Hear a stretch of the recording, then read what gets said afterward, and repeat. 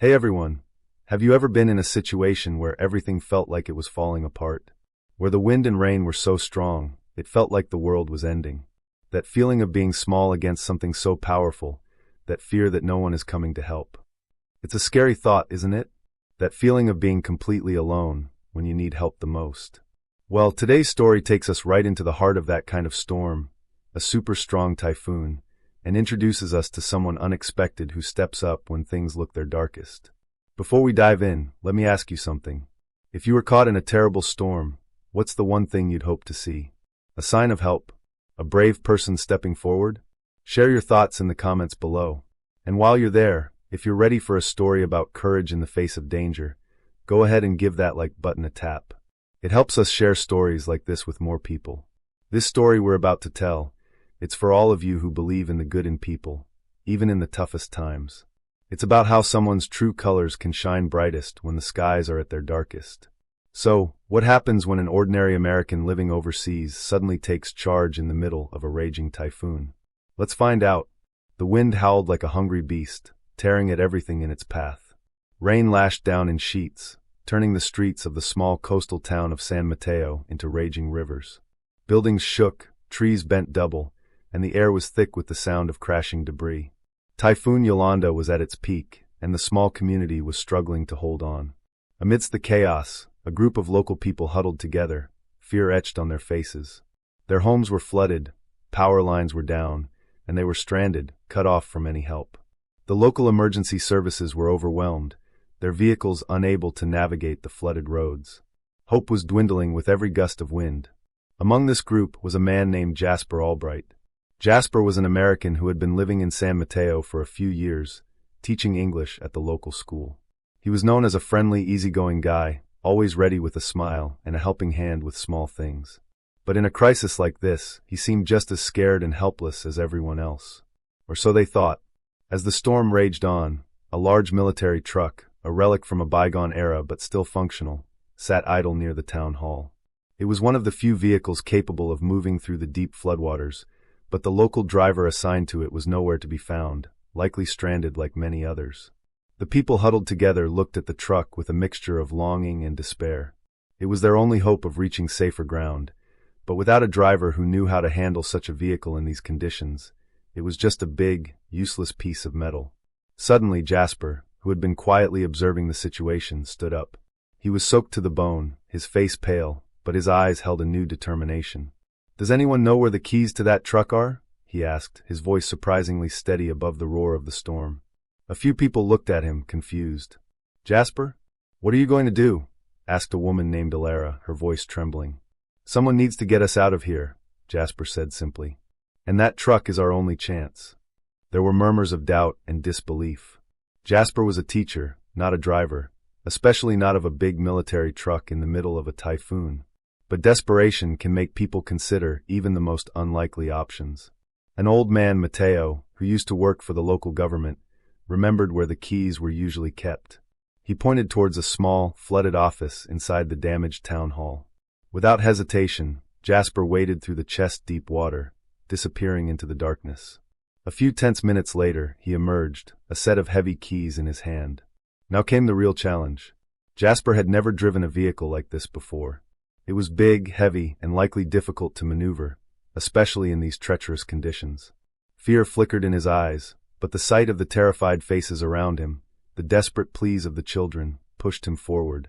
He climbed into the driver's seat, the controls unfamiliar beneath his hands.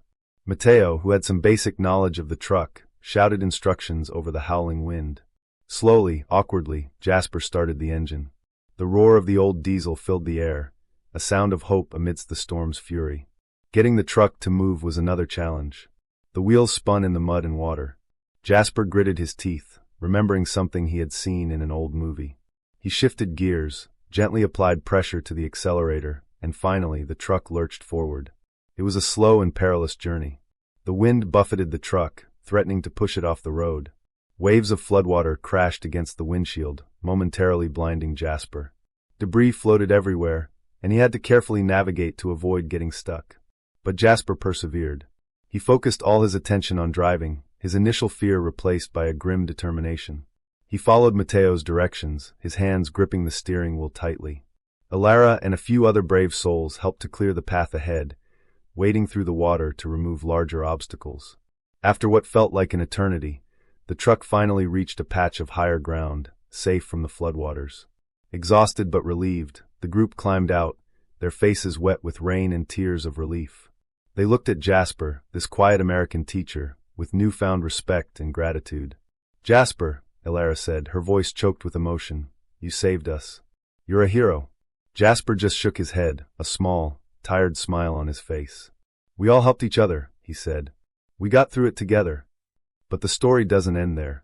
As the storm began to subside and the first rays of sunlight broke through the clouds, something unexpected happened. A group of military personnel arrived, bringing aid and supplies. Their commanding officer approached Jasper, his eyes widening in surprise.